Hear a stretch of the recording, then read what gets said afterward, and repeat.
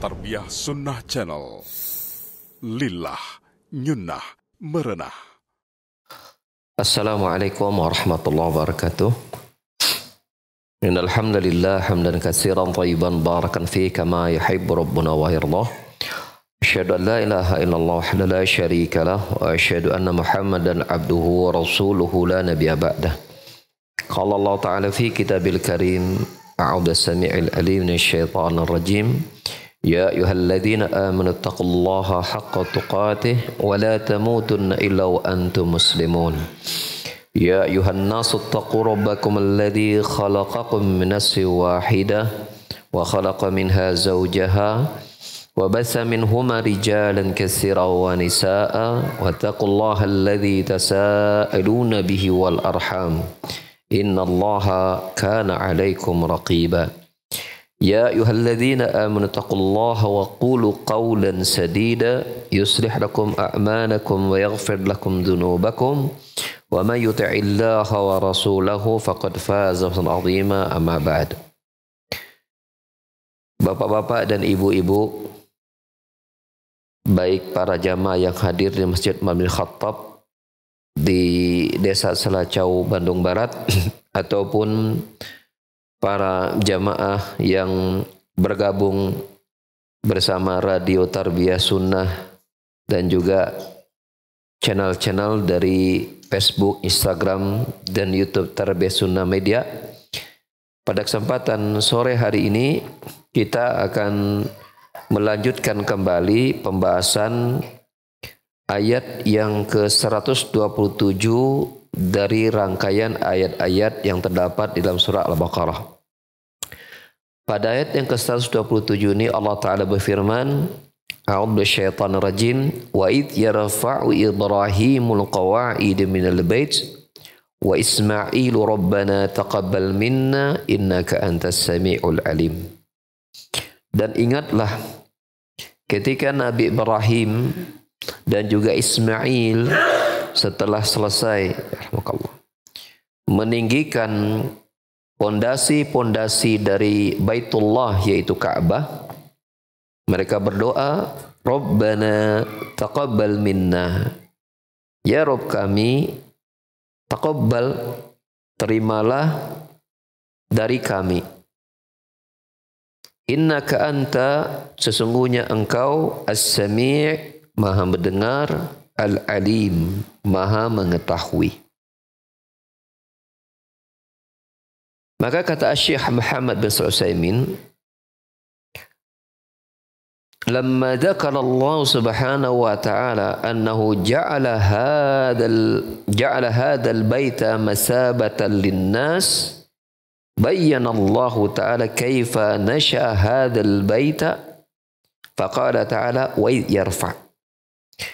Tatkala Allah Subhanahu wa ta'ala telah menjelaskan bahwasanya Dia telah menjadikan Baitullah ini ya sebagai tempat menetap ya berkumpulnya manusia, maka Allah Ta'ala menjelaskan bagaimana Allah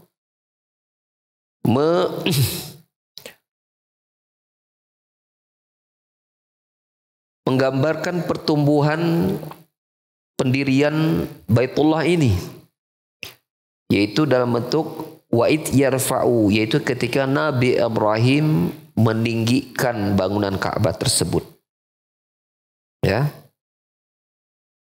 Jadi bagaimana Ka'bah itu didirikan, ya berdiri, yaitu dalam bentuk ya karena tanah padang pasir tinggal dikasih batu-batu gitu terus sampai ke atas ya, yang berbentuk kubus seperti yang kita lihat pada hari ini.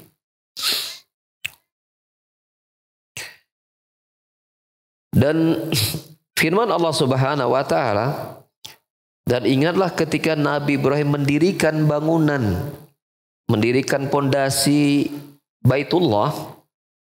Kita lihat ayat ini lafadznya menggunakan kata kerja yarfa'u. Ketika Nabi Ibrahim yarfa'u, mendirikan, meninggikan, ini menggunakan kata kerja fi'il mudhari'.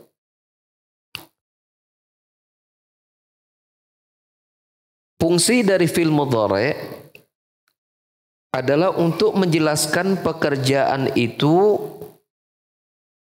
dilakukan di waktu sekarang atau pekerjaan itu berlangsung untuk waktu yang akan datang.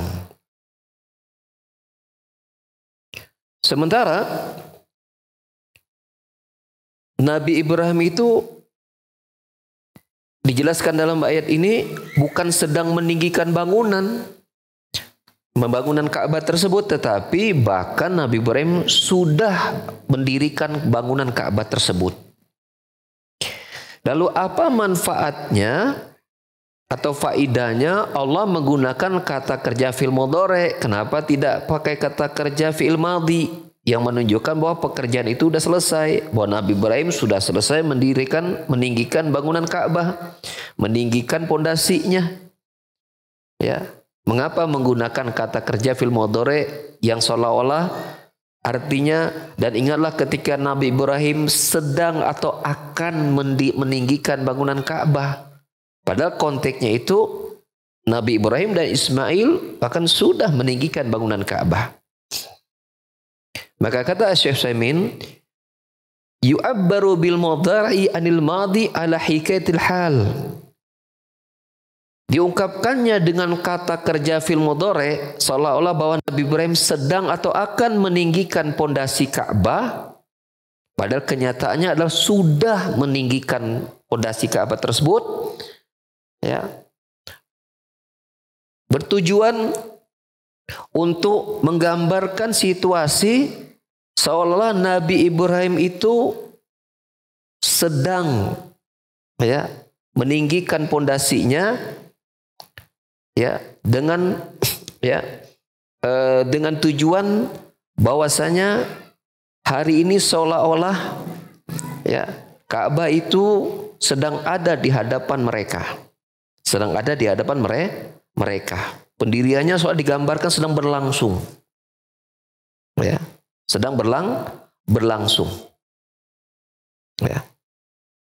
Sehingga orang yang membaca ayat ini, mereka tahu bahwasanya Ka'bah itu didirikan melibatkan keberlangsungan dari dua orang nabi yang mulia, itu Nabi Ibrahim dan anaknya itu Ismail.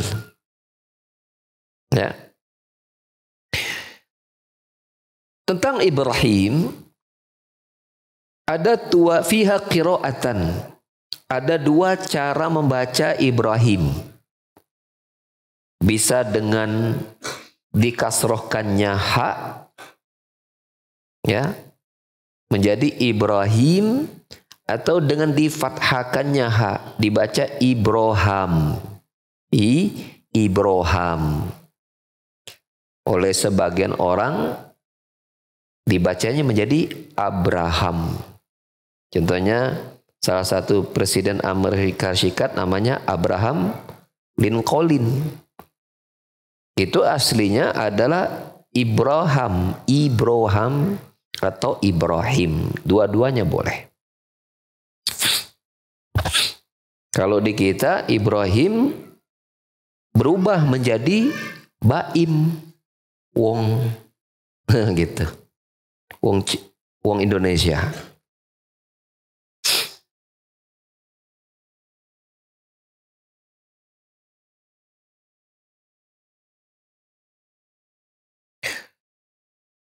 Dan tatkala Nabi Ibrahim dan anaknya Ismail telah menyelesaikan peninggian pondasi Baitullah Ka'bah tadi, maka mereka berdoa kepada Allah, Rabbana taqabbal minnah. Ya. Ini sebenarnya ada huruf nidanya, huruf memanggilnya, yaitu ada kata ya Rabbana. Ada ya-nya, tapi dihilangkan langsung Rabbana. Tidak ditulis ya Rabbana, hanya ditulis Rabbana saja, tetapi maksudnya adalah ada kata panggilan ya Rabbana, ya-nya itu dihilangkan. aslinya ada ya Rabbana. Ya Rabbana.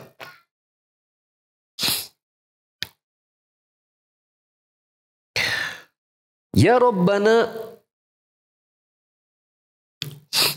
terimalah dari kami. Ya, terimalah dari kami. Di sini Nabi Ibrahim dan Ismail memanggil nama Allah dengan lafaz Ar-Rabb, ya Rabbana, tidak ya ilahana gitu ya, atau ya khaliqana, atau dengan ungkapan ya mudabbirona dan seterusnya. Menggunakan kata Rabb. Ya. Mengapa? Lianna ijabatad du'a min sya'ni rububiyah. Liannaha khalqun wa ijadun. Karena pengabulan doa maka itu merupakan apa? Merupakan kandungan dari rububiyahnya Allah Subhanahu wa taala. Yaitu di antara kandungan sifat rububiyahnya Allah adalah apa? Allah mencipta dan mewujudkan. Menciptakan dan mewujudkan. Nah, menjadikan permintaan seseorang itu terkabul berarti terwujud maksudnya, maka itu bagian dari kandungan rububiyahnya Allah Subhanahu wa taala. Sehingga menggunakan lafaz Rabb itu tepat. Rabb artinya kandungan rububiyah Allah Subhanahu wa taala.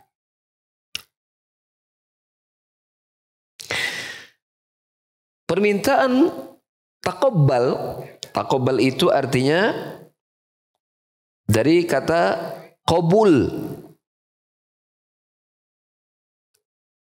Dari kata qabul. Artinya qabul itu akhadha syai' atau akhdhu syai' war ridha bih.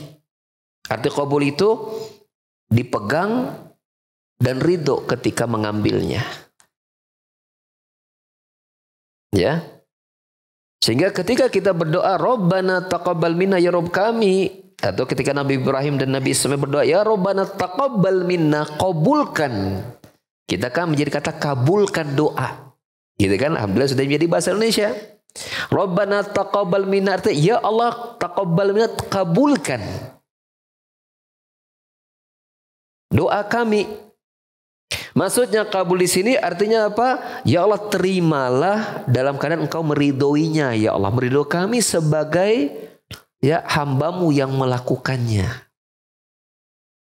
Ya. Dan wa idza radiyallahu taala an fa'ili fala budda an yusibau sawab alladhi wa'adahu iyyah. Dan jika Allah telah meridhoi sang pelaku dari pekerjaan ibadah tadi, maka pasti Allah akan apa? Memberikannya ganjaran yang sudah Allah janjikan untuk dirinya. Sehingga ketika kita misalnya dalam Al-Fatihah misalnya kan ghairi maghdubi alaihim waladdallin amin. Mana amin itu artinya taqabbal. Ya Allah terimalah ya Allah, taqabbal. Kabulkan ya Allah. Maksudnya kabul itu engkau terima dalam keadaan engkau ridho ya Allah dengan kami yang melakukan perbuatan tersebut. Dalam keadaan engkau menerima doa kami, dalam keadaan engkau ridho ya Allah. Dan bila Allah telah meridhoi, Allah pasti akan memberikan ganjaran apa yang telah Allah janjikan kepada sang pelaku. Innaka antas samiul alim, sesungguhnya engkau ya Allah as-sami', maha mendengar, al-alim, maha mengetahui. Ya. Hadil jumlatu ta'lilun li talabil qabul. Nah, kalimat ini menunjukkan alasan, ya, alasan mengapa kemudian Allah menerima doa-doa dari hambanya, termasuk doa Nabi Ibrahim dan Ismail tadi. Ya, Yaitu bahwasanya kami meminta engkau menerima doa kami ya Allah, karena engkau maha mendengar dan maha mengetahui. Mendengar, nastasma aqwalana, engkau mendengar ucapan kami ya Allah, wa ta'lamu ahwalana, dan engkau mengetahui keadaan kami. Allah mendengar engkau mendengar ucapan kami ya Allah, karena engkau as-sami' maha mendengar. Al-alim, engkau mengetahui keadaan kami ya Allah. Ya, engkau mengetahui keadaan kami. Maka bila kita lihat di sini, ketika Nabi Ibrahim dan Nabi Ismail telah menyelesaikan pekerjaan meninggikan pondasi Baitullah, Ka'bah dan hingga sempurna, mereka berdoa kepada Allah, ya Rob kami, terimalah ya dari kami. Terimalah doa kami, terimalah ibadah kami. Ada faedah-faedah yang bisa kita sebutkan. Di antaranya adalah fadlu imaratil Ka'bah. Menunjukkan apa? Keutamaan memakmurkan Ka'bah. Ya, keutamaan memakmurkan Ka'bah. Ya, karena Allah Subhanahu wa taala memerintahkan nabinya, yaitu Nabi kita Muhammad sallallahu alaihi wasallam, agar menjelaskan tentang keadaan atau situasi ketika Ka'bah itu didirikan. Apakah ketika Allah menceritakan tentang pendirian Ka'bah itu semata-mata untuk menjelaskan kronologis sejarah doang? Tidak. Tujuannya ya untuk menunjukkan keutamaan orang-orang yang memakmurkan Baitullah Ka'bah. Nah, apalagi kita dapatkan dalil yang sahih bahwasanya Nabi bersabda, ya, orang-orang yang sholat di Masjid Nabawi itu pahalanya, keutamanya 1000 kali lipat daripada masjid selain Masjid Nabawi, kecuali Masjidil Haram. Ya, sholat di menghadap Ka'bah di Mekah itu pahalanya 100.000 kali lipat. Ya, 100.000 kali lipat. Faedah yang lain dari ayat tadi menjelaskan tentang keutamaan Nabi Ibrahim dan Ismail anaknya alaihi wassalatu wassalam. Tatkala ya mereka telah berhasil menyelesaikan bangunan Ka'bah. Kita tahu Ka'bah itu sebuah bangunan yang sangat penting bagi umat Islam. Ketika dijelaskan bahwa yang meninggikan membangunnya Nabi Ibrahim dan anaknya, otomatis menunjukkan keutamaan mereka. Ya, jangankan Ka'bah. Ya. Contohnya misalnya orang yang menanam pohon. Pohonnya pohon buah-buahan. Yang buah-buahan itu disukai oleh banyak orang dan dinikmati oleh banyak orang. Apakah kemudian orang melupakan keutamaan dari sang penanamnya? Gak mungkin. Pasti orang akan cekau lalu bertanya, ini pohon bagus, buahnya banyak, dinikmati banyak orang, dinikmati secara gratis, ini dulu nanamnya siapa? Pasti orang bertanya. Dan itu sekaligus menunjukkan apa? Ketika dinikmati, mendapatkan manfaat, maka otomatis si penanamnya akan muncul keutamaannya. Apalagi Ka'bah Baitullah. Ya. Ini faedah yang kedua. Faedah yang ketiga. Anna min ihkamil bina'i ayyusisa ala qawaid. Bahwasanya di antara rangkaian pendirian suatu bangunan yaitu apa? Dengan mengokohkan pondasinya. Dengan mengokohkan pondasinya. Wa idbana ala ghairi qaidatin fa innahu yanhar. Ya, di situ kan Nabi Ibrahim dan Ismail kan meninggikan pondasinya tuh. Ya, untuk jadi Ka'bah tuh. Ini menunjukkan bahwasanya ilmu bangunan itu yang pertama diperhatikan dulu apa? Pondasi. Pondasi itu dibicarakan dalam Al-Quran. Ketika menjelaskan tentang mendirikan Ka'bah, pondasi diperhatikan. Suatu bangunan tanpa pondasi, tunggu saja nanti akan runtuh. Pasti akan runtuh. Kalau tidak ada pondasi atau pondasinya pondasi yang lemah, apalagi nggak ada pondasi. Maka bagi orang yang mau bangun rumah, ya pertama-tama diperhatikan adalah pondasi. Termasuk para ulama menjelaskan, bila seseorang ingin mendirikan bangunan imannya dengan bangunan yang tinggi, megah dan kokoh, maka dia harus memperhatikan pondasi imannya. Apa itu? Tauhid, akidah. Maka seseorang yang memiliki akidah dan tauhid yang kokoh, maka itu akan menghasilkan bangunan imannya yang hebat.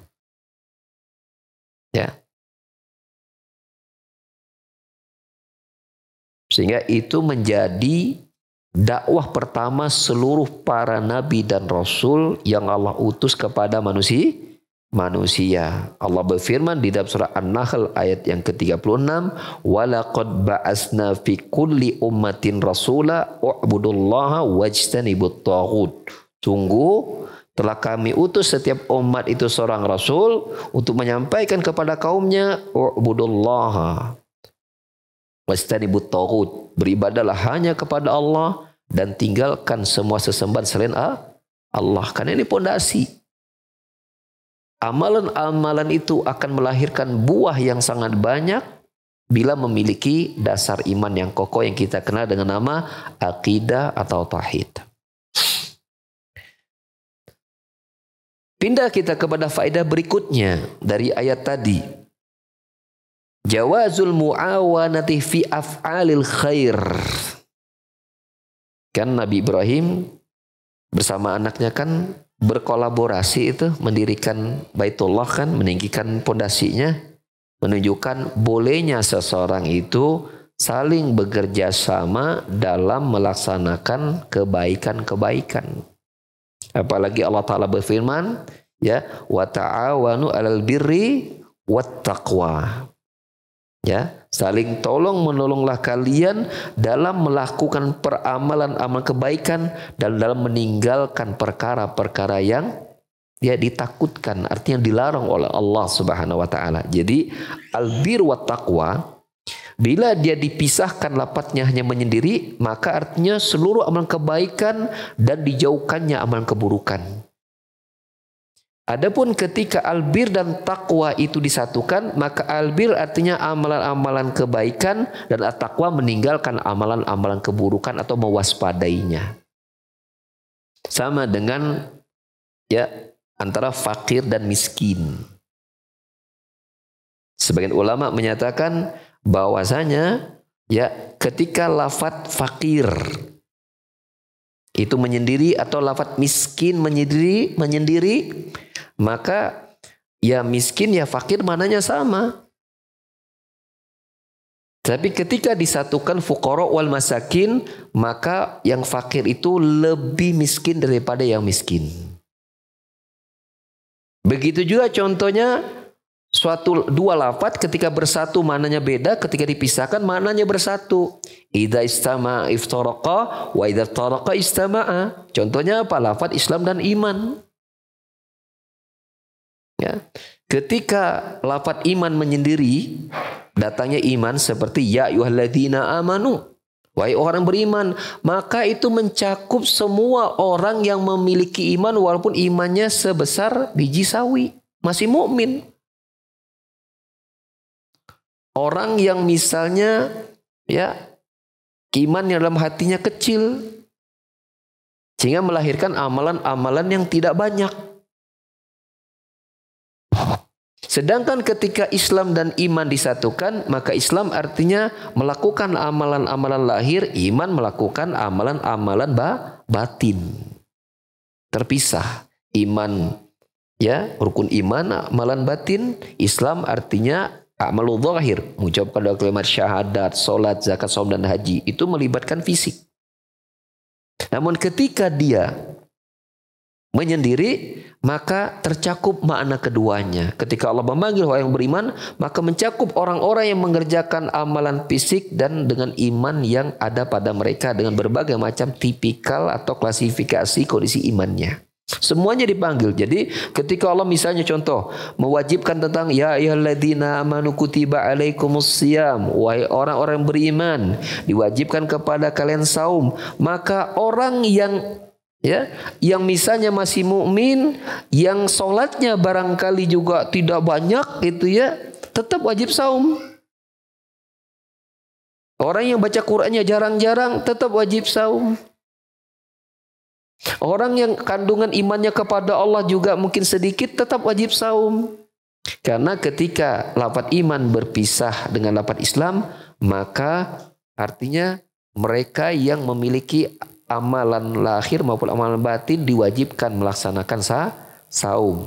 Namun ketika disatukan, maka Islam artinya amalan lahir, iman artinya amalan batin. Banyak yang seperti ini di dalam syariat kita ya. Dua kata yang ketika bersatu maknanya berpisah, dan ketika berpisah menyendiri diri, maka maknanya tercakup keduanya.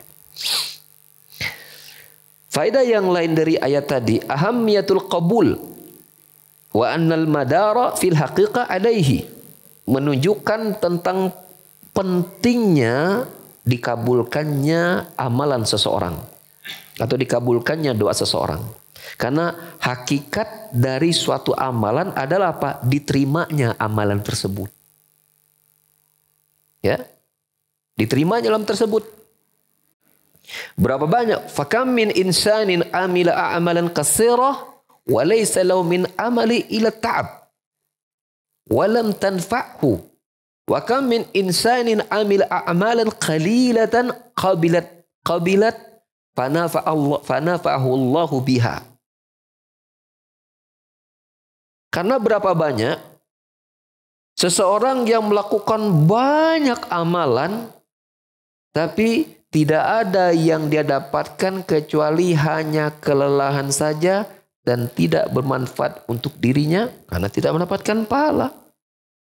Sebaliknya berapa banyak orang yang melakukan amalan-amalan sedikit, singkat, sederhana, tetapi Allah menerima amalannya dan bermanfaat buat dirinya.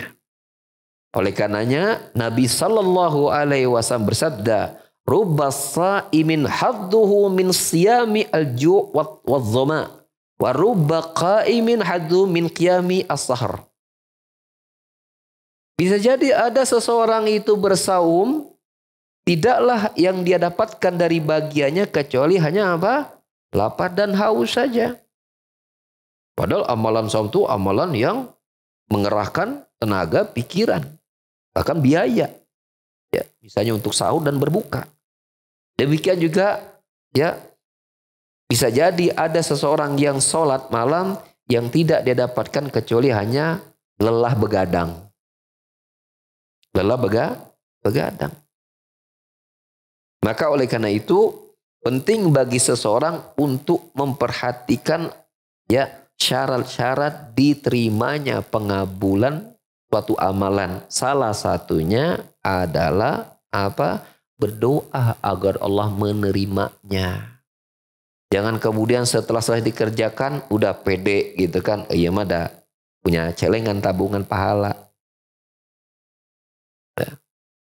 Bukan saja dia berdoa agar menerima amalan, bahkan dia juga harus merasa khawatir jangan-jangan amalannya tidak Allah terima sehingga dia apa?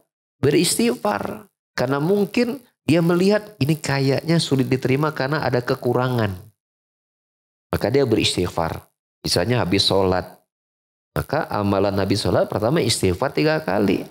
Dia minta ampun kepada Allah. Ya, bisa jadi dan sering terjadi bahwa seseorang itu sholat, setelah sholat dia baru menyadari banyaknya kelalaian, kekurangan ya yang ada dalam sholatnya, maka ikuti dengan istighfar. Ikuti dengan istighfar.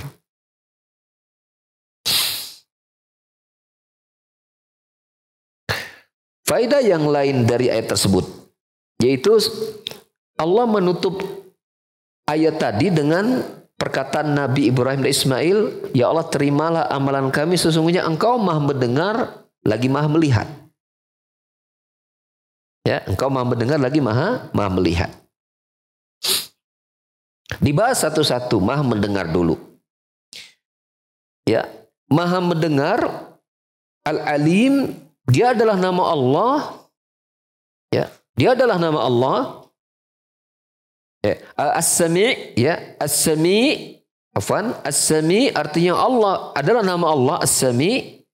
Maka lafaz As-Sami' ini adalah nama yang mengandung sifat bagi Allah Subhanahu wa taala. Yaitu Sami' nama Allah artinya mendengar, dan ketika berhubungan dengan makhluk artinya Allah mendengar semua suara hamba-hambanya, dan makna yang kedua menjawab doa-doa mereka. Jadi tidak ada doa yang tidak didengar oleh Allah. Tidak ada satu suara pun yang tidak didengar oleh Allah Subhanahu wa taala. Itu makna mendengar yang pertama, artinya Allah yasma'u kulla sautin.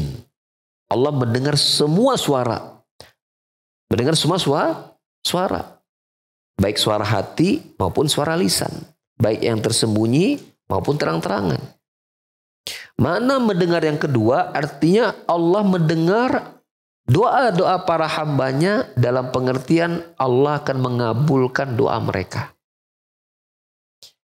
Makanya ketika Nabi Ibrahim dan Nabi Ismail berdoa kepada Allah, ya Rabbana taqabbal bina innaka antas sami', sesungguhnya Engkau Maha mendengar. Artinya Engkau mendengar suara, termasuk suara doa kami ya Allah, dan Engkau akan mengabulkan doa tersebut. Wa ya ikhwas sekalian, kita harus selalu berhusnuzon kepada Allah bahwa semua doa kita pasti dikabul oleh Allah Jalla wa'ala. Karena Allah Ta'ala berfirman, ya wa itta'adzana rabbukum ud'uni astajib lakum. Surat Mu'min atau surat Ghafir ayat 60. Allah berfirman, ya berdoalah kepadaku, aku akan kabulkan doa kalian. Allah telah menetapkan kepastian pengabulan doa selama syarat-syaratnya dipenuhi. Mulai dia memilih waktu yang tepat, mustajab, tempat yang mustajab, ya, dalam keadaan hatinya memohon dan memelas, dalam keadaan kemudian dia mengulang-ulang memanggil nama Allah, kemudian dia menghindarkan makanan, minuman, pakaian dan nafkah yang haram, ya, penyebab terkabul syarat-syaratnya dia penuhi, penghalang tertolaknya doa dia hindari, maka Allah berjanji pasti akan mengabulkan doa hambanya tersebut. Dia tidak ragu bahwa Allah mengabulkan doa. Dan ana inna dhanni abdi bi, kata Allah Subhanahu wa taala, aku itu bagaimana persangkaan hambaku kepada diriku. Falyadhunnu abdi masya, maka silakan hambaku tersebut berprasangka apapun yang dia inginkan kepadaku, kata Allah. Maka bila hamba tersebut dia sudah mengerahkan usahanya berupa dipenuhinya syarat dikabulkannya doa dan menghindari semua penghalang dikabulkannya doa, dan dia yakin Allah akan mengabulkan doa, pasti akan terjadi pengabulan doa tersebut, pasti. Dan hanya saja pengabulan doa dari Allah itu ada 3 model pilihan. Dikabul mah pasti, tapi bentuk pengabulannya ada 3 pilihan, tergantung Allah memilihnya.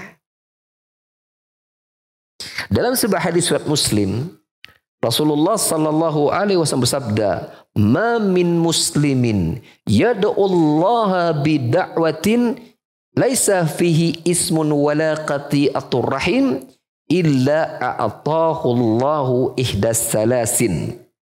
Tidaklah seorang hamba muslim dia berdoa kepada Allah dengan sebuah doa yang di dalam doanya tersebut tidak terkandung unsur dosa dan memutuskan silaturahim, kecuali Allah akan mengabulkan doanya dengan satu dari 3 pengabulan doa.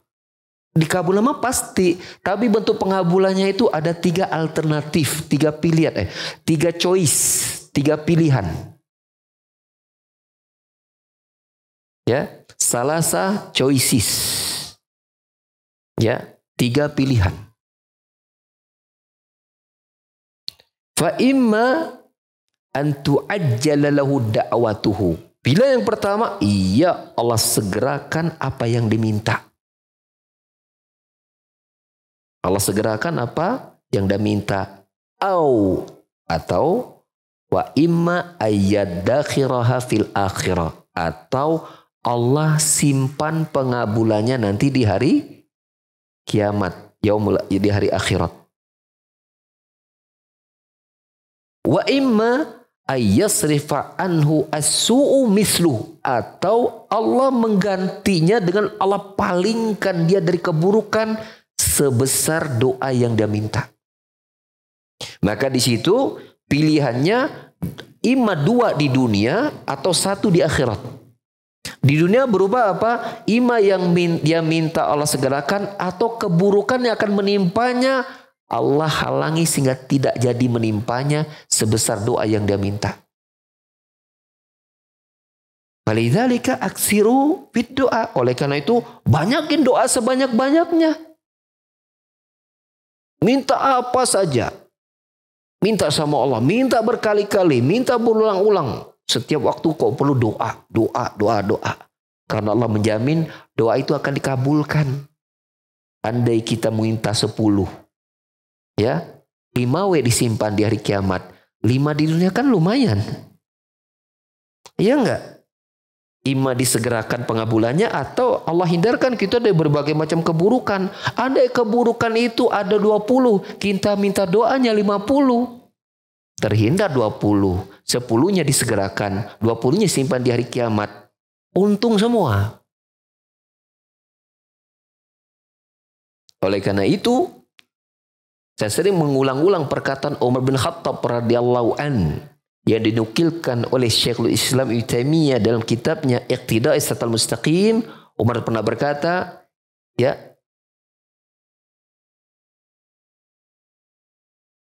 ini maknanya begini.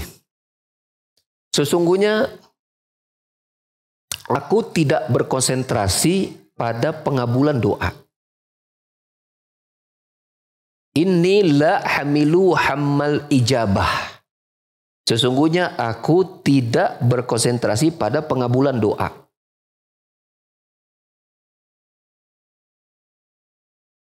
Innama ahmilu hamad doa. Tetapi yang lebih aku perhatikan adalah doanya itu sendiri. Bagaimana kualitasnya, bagaimana sebabnya agar dia diterima. Penghalangnya terjauhkan. Itu yang lebih difokuskan oleh Umar, kata Umar. Faida ulhimtu ad-du'a fakanatil ijabatu ma'ahu. Karena bila aku diberikan ilham oleh Allah Subhanahu wa taala untuk berdoa saja, untuk bisa berdoa, maka itu berarti pengabulannya akan bersamaan dari doa tersebut. Karena begini, ya, bila Allah Subhanahu wa taala ingin mengabulkan semua doa hambanya, yang pertama kali Allah akan berikan hidayah, bimbingan kepada hamba tersebut adalah apa? Dia mau berdoa dulu. Kalau enggak mau berdoa, ya udah pasti enggak akan Allah kasih. Minta juga enggak, nah dibere. Begitu juga contohnya ketika Allah ingin menerima taubat dari dosa seorang hamba, yang pertama kali Allah berikan kepada hamba tersebut apa itu? Mau bertobat dulu. Punya keinginan walaupun belum terlaksana hari itu. Dia butuh waktu, tapi keinginan itu sudah Allah tanamkan kepada dirinya dengan dia berkata, kelak suatu hari saya akan berhenti dari perbuatan dosa ini. Maka ketika timingnya, waktu sudah tiba, Allah berikan dia kekuatan untuk menghentikan perbuatan maksiatnya tersebut. dan kemudian dia bersifat dan minta ampun kepada Allah, maka saat itulah Allah mengampuni dosa-dosanya. Seperti itulah Allahnya kita. Salah satunya adalah ketika Allah menginginkan pengabulan doa dari seorang hamba, pertama kali yang Allah berikan kepada hamba tersebut, Allah jadikan dia dulu mau berdoa. Punya keinginan mau berdoa. Setelah itu Allah jadikan hatinya berdoa dengan hati yang sempurna, ingin dikabulkan. Allah jauhkan dia dari penghalang-penghalang doanya. Maka oleh karena itu ikhwas sekalian, bila kita dapati ada seseorang yang kita lihat dia berdoanya dengan doa yang sungguh-sungguh, di waktu yang mustajab, di tempat yang mustajab, apalagi sampai berlinang air mata, Masya Allah, kita melihat contoh bahwa orang itu sedang diinginkan oleh Allah dikabulkan doa-doanya. Dikabulkan doa-doanya. Ya. Ini pilihan yang kedua dari pengabulan doa. Yang pertama apa tadi? Allah segerakan apa yang dia minta. Yang kedua, Allah simpan di akhirat. Yang ketiga, nah sudah ya, Allah palingkan dia dari apa? Keburukan sebesar doanya tadi. Maka di dunia ada dua. Imma yang diminta disegerakan di dunia, atau keburukan dunia Allah palingkan. Yang satu adalah di akhirat. Bila di dunia tidak terjadi, yang diminta nggak dikabul di dunia, keburukan juga tidak terhindar, maka Allah simpan di akhirat. Allah simpan di akhirat. Ini tentang nama Allah As-Sami'. Allah mendengar semua suara. Mana yang pertama, mana yang kedua, arti Sami artinya Allah juga mengabulkan doa. Mengabulkan doa.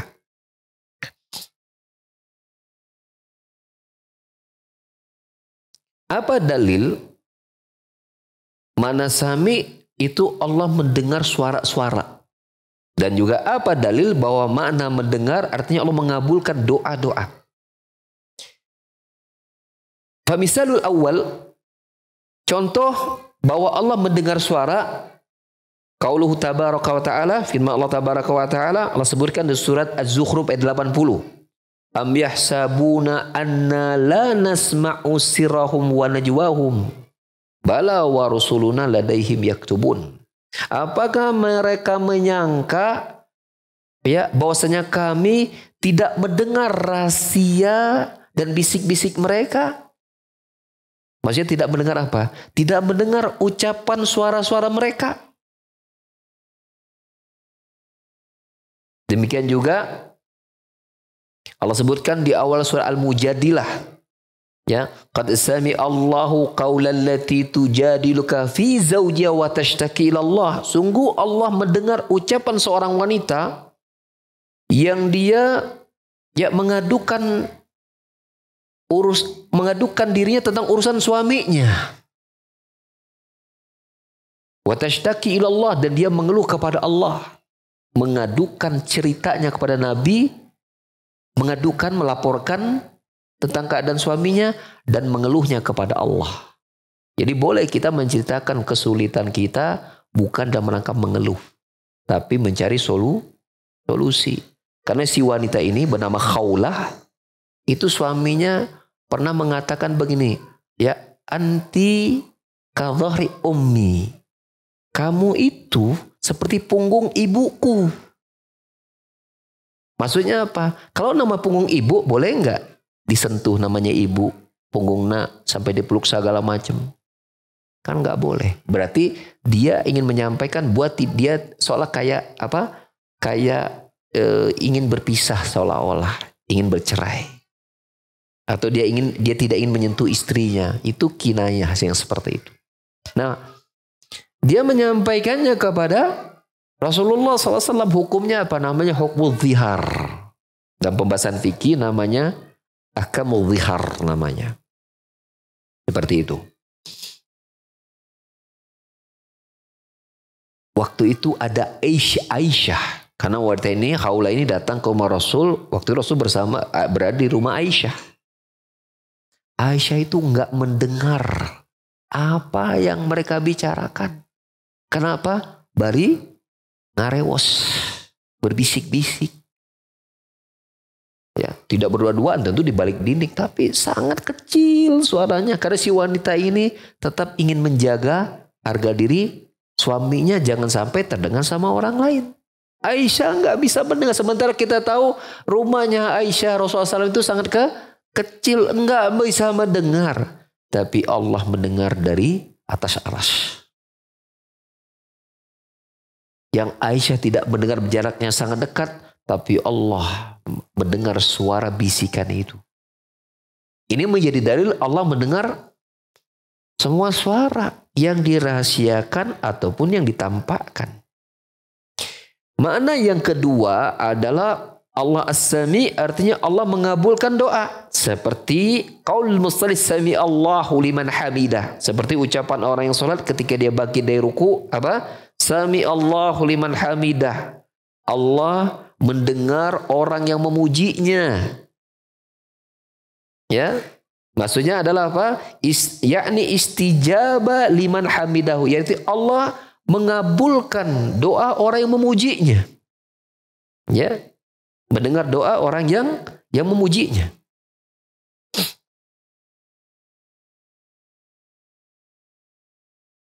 Nah, mendengar suara ini adalah sifatun dzatiyatun, sifat yang selalu melekat pada diri Allah. Allah akan selamanya mendengar suara. Sedangkan mengabulkan doa ini sifatun fi'liyatun tahta masyiatillah. Bila Allah berkehendak Allah kabulkan, bila Allah berkehendak Allah tidak kabulkan. Tergantung apakah si hamba ini memenuhi syarat diterimanya doa atau tidak.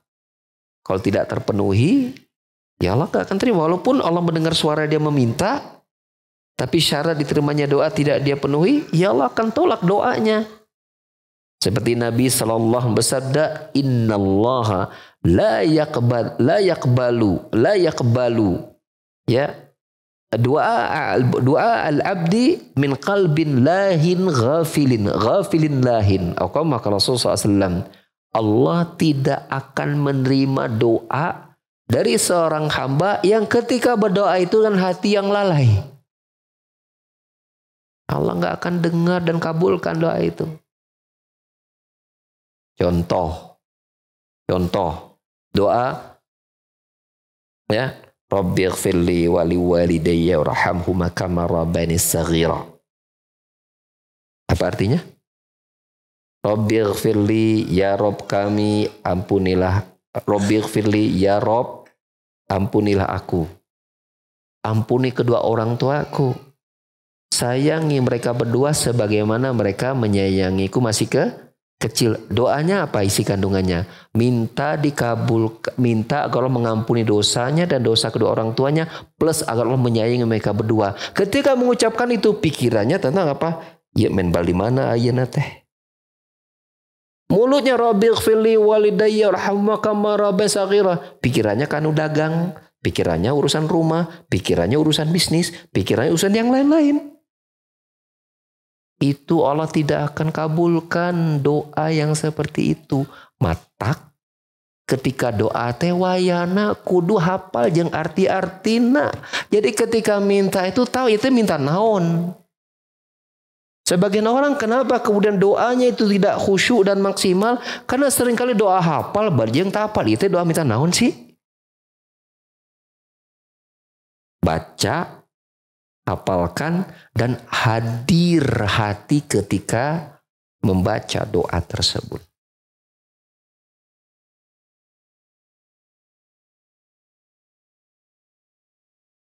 Ya. Ya ikhwas sekalian, bersemangatlah kita untuk menghafalkan doa dan memahami maknanya dan hadir ketika membacanya. Tadi contoh Rabbighfirli wali walidayya warhamhuma saghira itu insya Allah banyak yang tahu artinya. Tapi kan bisa jadi ketika minta itu pikirannya nggak hadir. Maka kata Nabi, Allah tidak menerima doa dari seorang hamba yang lain dari hati yang lalai. Mulutnya minta, hatinya tidak. Nah, perhatikan itu. Ya. Jika tadi kita ulangi, mendengar suara itu pasti Allah dengar. Mengabulkan doa urusan yang lain.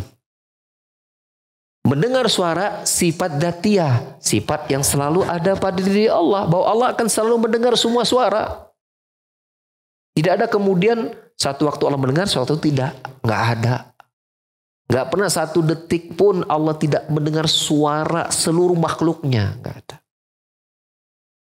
Dan namun untuk pengabulan doa, itu tergantung, namanya sifat fi'liyah, tergantung Allah. Allah bisa mengabulkan, bisa tidak, tergantung syarat diterimanya doa, dia penuhi tidak, penghalang doanya dia hindarkan tidak.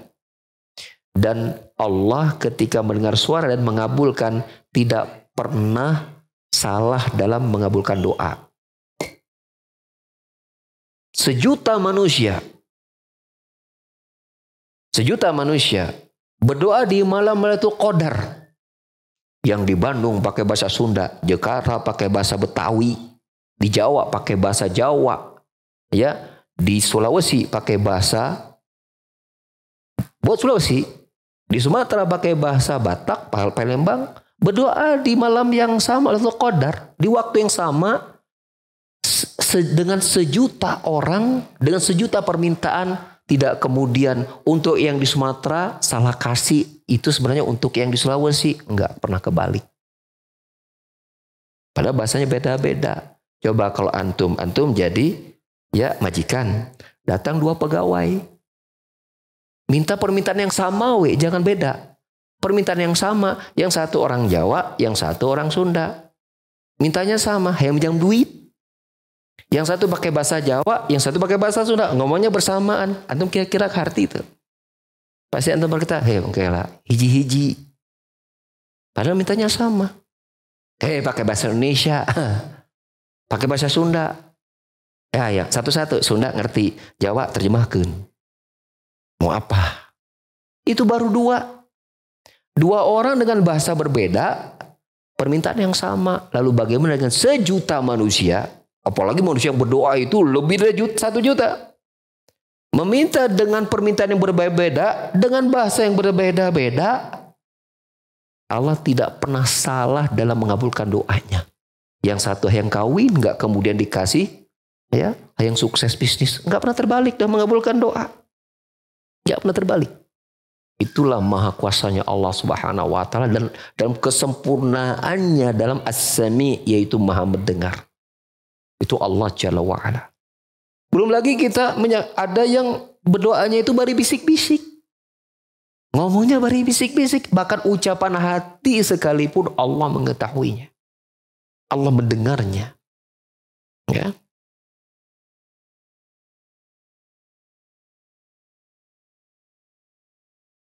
Kemudian ayat itu ditutup dengan nama Allah As-Sami', ditutup dengan nama Allah Al-Alim.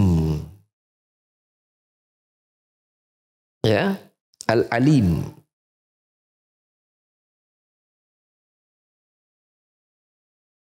Nah, sebentar.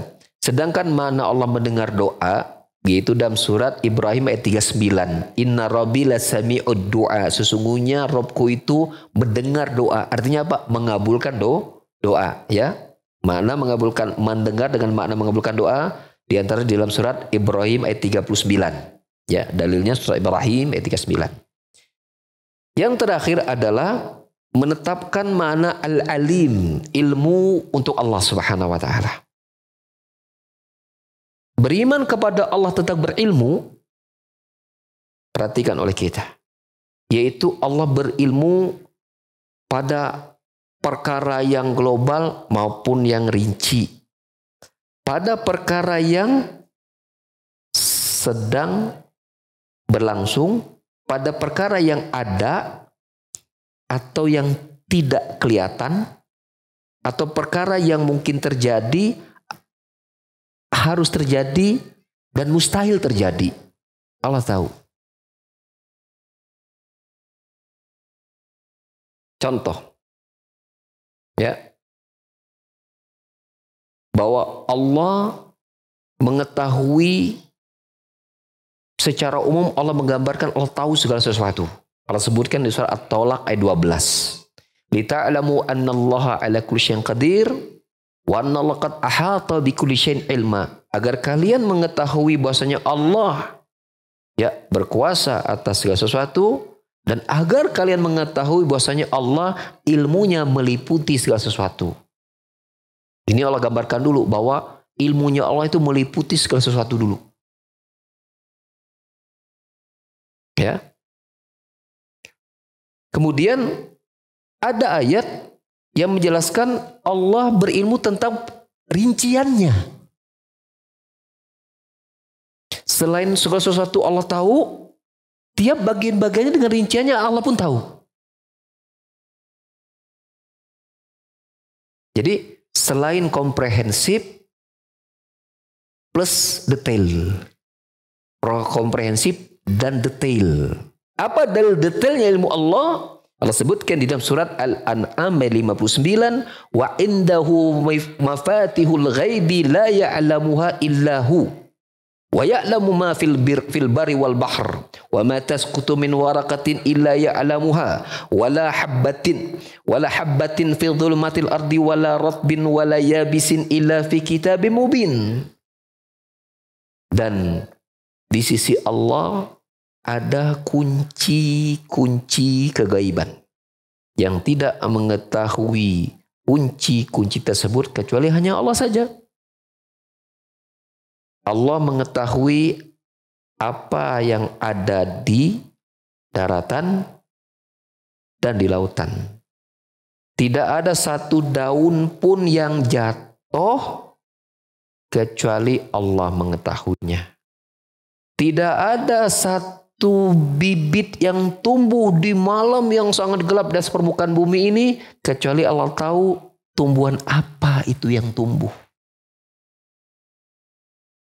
Atau biji apa itu yang jatuh.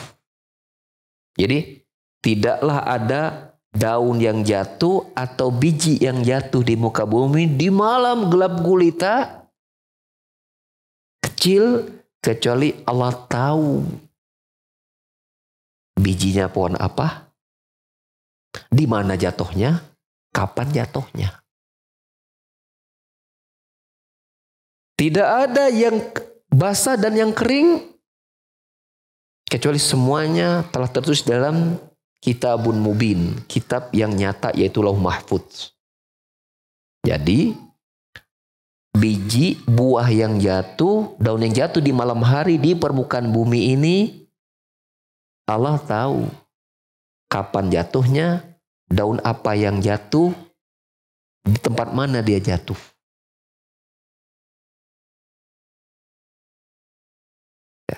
Tidak ada yang tidak Allah ketahui. Ini menunjukkan ilmu Allah tentang rinci detailnya itu tergambar di situ.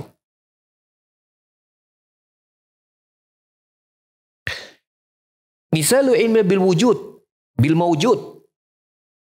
Contoh ilmu Allah terhadap sesuatu yang sedang berlangsung. Ya.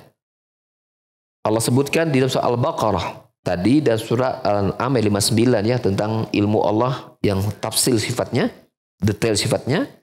Kemudian ilmu Allah tentang sesuatu yang ada, yang sedang berlangsung misalnya. Al-Baqarah 187 Allah berfirman, alimallahu annakum kuntum takhtanuna anfusakum. Allah berilmu tentang apa yang kalian tahan-tahan untuk diri kalian. Ini berkaitan dengan saum.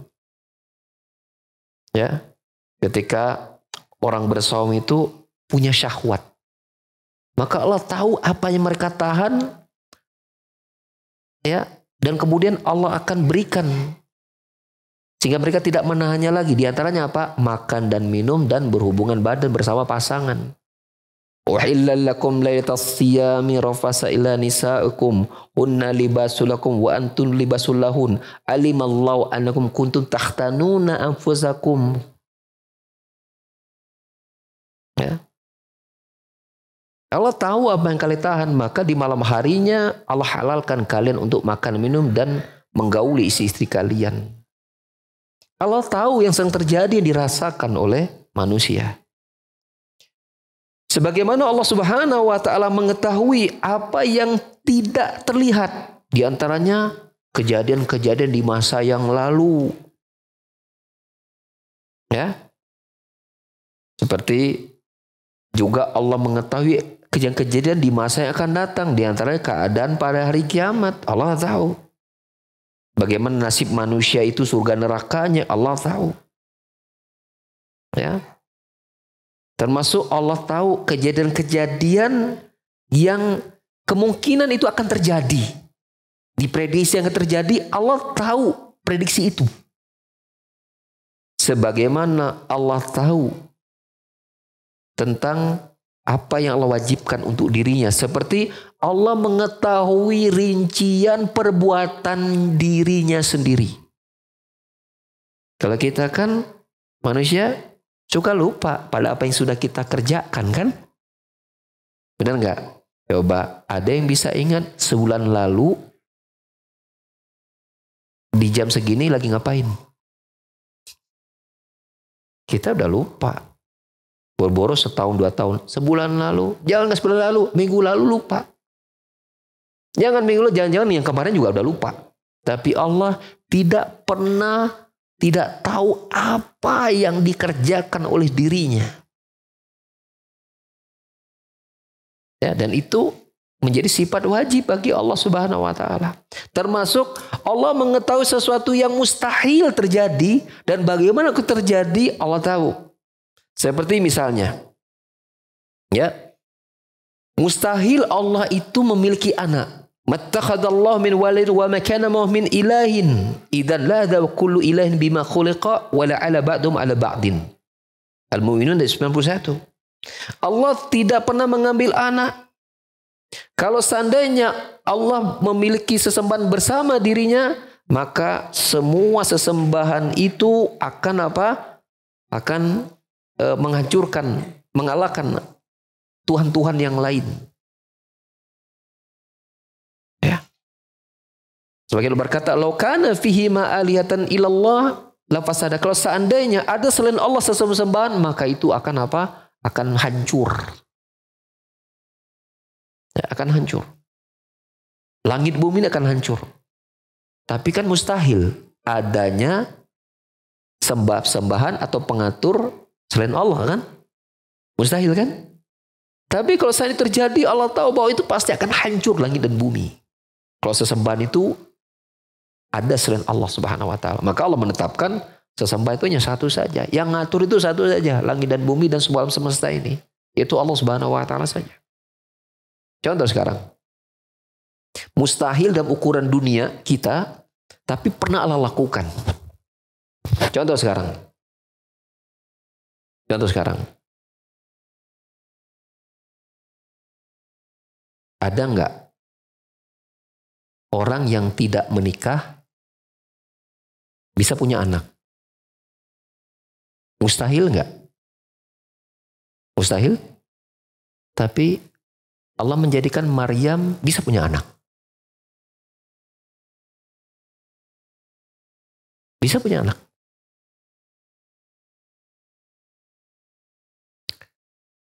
Allah menjadikan dunia ini siang selamanya sampai hari kiamat. Mustahil enggak? Mustahil atau tidak? Hah? Mustahil. Tapi bukan berarti Allah nggak bisa. Buktinya ada negara yang siangnya hanya sebentar. Di Eropa ya. Ada negara mana itu yang hanya, ada yang tahu? Ada negara yang hanya siangnya hanya 2 jam. Atau malamnya 2 jam. Ada ya? Negara anu pokok nama. Di Eropa. Saya lupa namanya. Nanti saya coba kalau ada kasih informasi. Itu ada. Yang malamnya hanya 2 jam. Kalau Allah mau, Allah bisa jadikan udah 2 jam deui kagok meureun. Labas we, enggak perlu ada malam. Itu kan Allah ingin menampakkan kalau Allah mau, Allah bisa membuat sebuah negara yang tanpa ada malam. Baru Allah tunjukkan sebagian Eropa ada malamnya sebentar saja. Bisa enggak? Ya. Siang itu panjang aja, nggak usah seterusnya. Bisa. Ketika turun Imam Mahdi, turun ke muka bumi, dia berdiam di muka bumi selama berapa hari? Selama berapa hari? 40 hari. 1 hari pertama, 1 tahun. Siangnya 1 tahun. 1 hari kedua, sama dengan 1 bulan. 1 hari ketiga sama dengan 1 pekan. Sisanya 37 itu hari-harinya sama panjangnya dengan hari biasa. Berarti sama 1 tahun itu nggak pernah bertemu dengan malam. Sehingga ada yang bertanya kepada masyayikh, bagaimana kalau kita menentukan berbuka puasa kita, waktu sholat kita, maka diukur berdasarkan kebiasaan. Siang sama 1 tahun itu ketika Imam Mahdi terjadi muncul itu. Bagi kita hari ini mustahil. Maka kita mengatakan sekarang begini. Mungkin nggak Allah jadikan orang-orang yang mati itu nanti ada reinkarnasi. Misalnya bisa hidup lagi di dunia. Kita menyebutnya mustahil kan? Tapi bisa nggak Allah lakukan? Bisa, dan Allah pernah melakukan itu. Allah sebutkan soal Al-Baqarah. Ya kan? Ada yang mengadukan Nabi Musa tentang adanya pembunuhan. Maka Nabi Musa suruh cari sapi. Si Bani Israel itu kesel. Itu kita pengen tahu pembunuhnya siapa. Nanya ke kamu wahai Musa. Kalau kau suruh cari sapi. Gitu kan. Enggak suruh. Mestinya cari aja sapi. Lalu dipukulkanlah bagian dari anggota badan sapi itu kepada orang tadi mati hidup. Lalu dia menceritakan saya membunuhnya mati deh. Kalau Allah mau, Allah bisa jadikan tuh orang mati hidup lagi. Bisa. Itu kan Allah ingin memberikan gambar Allah itu berkuasa atas segala sesuatu. Tapi Allah menghendaki pengatur di dunia itu seperti ini gitu. Tapi Allah bisa kok menjadikan dunia ini siang terus, malam terus. Bisa kok menjadi orang mati hidup lagi, kok mudah bagi Allah. Tapi bagi kita itu mustahil, tapi tidak mustahil bagi. Maka sesuatu yang mustahil terjadi, bagaimana itu kalau terjadi Allah tahu bagaimana kejadiannya. Kalau seandainya manusia itu mati, kok dihidupkan lagi di muka bumi ini di dunia, Allah tahu jadinya seperti apa bumi ini, Allah tahu. Tapi Allah tidak jadikan itu terjadi karena Allah tidak menghendakinya. Allah menjadikan itu sebagai hukum yang mustahil bagi manusia, tapi tidak mustahil bagi Allah. Dan kalau itu terjadi Allah wujudkan, Allah tahu jadinya seperti apa dunia dan manusia itu. Sampai seperti itu. Contoh misal, kita di jalan bawa kendaraan. Tiba-tiba mau tabrakan, nggak jadi. Itu kalau terjadi tabrakan, Allah tahu jadinya kayak apa kendaraan kita. Penyuknya seperti apa, Allah tahu. Allah tahu. Ya.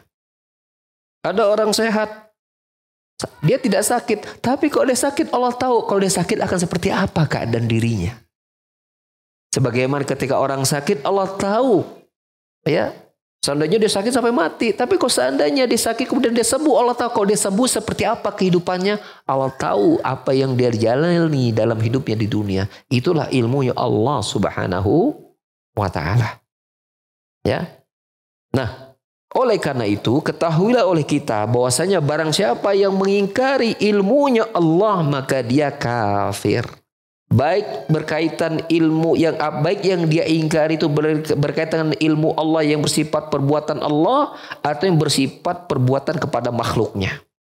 Ya, kalau seandainya ya ada seorang yang mengatakan Allah itu tidak mengetahui apa yang dikerjakan oleh hambanya. Seperti pemohon Qadariyah yang mereka mengatakan bahwa Allah tidak tahu apa yang dikerjakan oleh hambanya, maka hukumnya kafir. Atau dia mengatakan Allah tahu itu kalau sudah terjadi. Kalau belum terjadi Allah nggak tahu, maka itu kafir. Kafir. Jadi ketika kita memahami ilmu mana Allah berilmu secara tafsil, kita bisa menjaga iman kita jangan sampai terancam menjadi kafir, keluar dari agama. Ya, itu penting. Ya, Allah mengetahui apa yang telah terjadi, Allah mengetahui apa yang akan terjadi, Allah mengetahui apa yang sedang terjadi, dan Allah mengetahui sesuatu yang tidak terjadi. Kalau terjadi seperti apa Allah tahu. Allah tahu. Ya. Nah, ini merupakan apa? Kandungan dari kita beriman akan ilmunya Allah Subhanahu wa Ta'ala. Ya, faedah yang terakhir adalah hendaklah kita berdoa itu menggunakan lafaz kata Rob.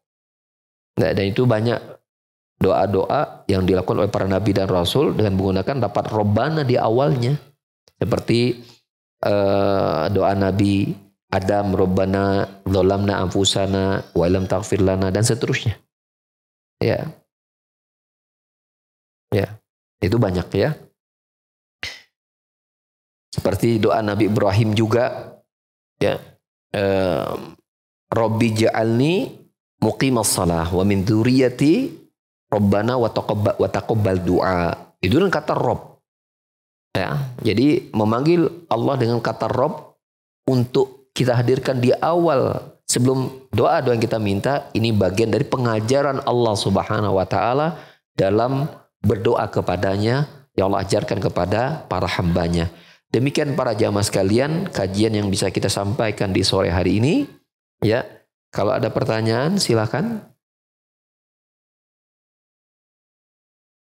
Dari masjid kalau ada, kalau tidak ada dari studio barangkali Kang Cepi. Baik, syukran Ustadz atas pemaparan materi yang disampaikan, dan kami berikan kesempatan bertanya dari masjid. Tidak ada Ustadz? Ya, tidak ada dari masjid, belum paling tidak. Bismillah, Assalamualaikum warahmatullahi wabarakatuh. Afwan izin bertanya Ustadz, dan maaf juga mungkin keluar dari tema. Bagaimana hukumnya jika akhwat keluar rumah tanpa mahram, misalnya ke kajian atau safar karena darurat? Mohon penjelasannya, syukran Ustadz. Dari Ummu Zahra di Selacau, silakan. Maka apa hukumnya seorang istri mungkin ya, atau seorang wanita lah ya, keluar tanpa mahram ke kajian? Pertama, syarat seorang wanita boleh keluar dari rumah, termasuk untuk ke kajian, disyaratkan menggunakan mahram bila satu, dia jarak safar. Kata Nabi SAW, La tusafirul mar'atu illa wa ma'hadu mahramin. Tidaklah seorang wanita itu safar kecuali bersamanya ada mahram. Maka kalau jaraknya jarak safar, maka harus ada mahram. Sehingga ketika seorang wanita ingin ke kajian yang jaraknya bukan jarak safar, maka dia nggak perlu pakai mahram. Itu yang pertama. Yang kedua, dipastikan di perjalanannya aman. Ya, aman dari fitnah yang akan menimpa dirinya. Maka nggak masalah seorang wanita itu keluar dari rumah tanpa mahram. Ya, ini secara umum bagi wanita yang belum bersuami atau belum bersuami lagi. Bagi yang sudah bersuami, disyaratkan harus mendapatkan izin dari suaminya. Apakah harus setiap kajian minta izin? Nggak mesti. Kalau sudah menjadi sebuah kesepakatan yang tidak tertulis, bahwa asal ke kajian mah manggawe, kapanpun, selama itu aman, waktunya aman, jaraknya bukan jarak safar, suaminya sudah memberikan izin sekali untuk seterusnya, maka dia boleh keluar, ya, karena sudah mendapatkan kesepakatan satu kali suami memberikan izin dan itu untuk seterusnya, maka boleh. Ya, seperti itu. Allah a'lam bishawab. Baik, syukran Ustadz atas jawaban yang disampaikan. Selanjutnya Ustadz, Ustadz, zikir memakai, melafazkan zikir di kamar mandi tidak boleh dilafazkan. Bagaimana cara membaca basmalah ketika akan wudhu, Ustadz? Silahkan. Berzikir di kamar mandi tidak boleh dilafadzkan. Bagaimana bacaan bismillah ketika berwudu? Ya jangan dilafadzkan. Caranya bagaimana? Berarti dalam hati bacanya. Sebagaimana difatwakan oleh Syekh Muhammad bin Saleh Al-Utsaimin. Ya. Allah a'lam bishawab. Ya, kita cukupkan kajian kita di sore hari ini. Subhanakallahumma bihamdika asyhadu an la ilaha illa anta astaghfiruka wa atubu ilaik. Wa akhiru da'wana alhamdulillahi rabbil alamin. Assalamualaikum warahmatullahi wabarakatuh.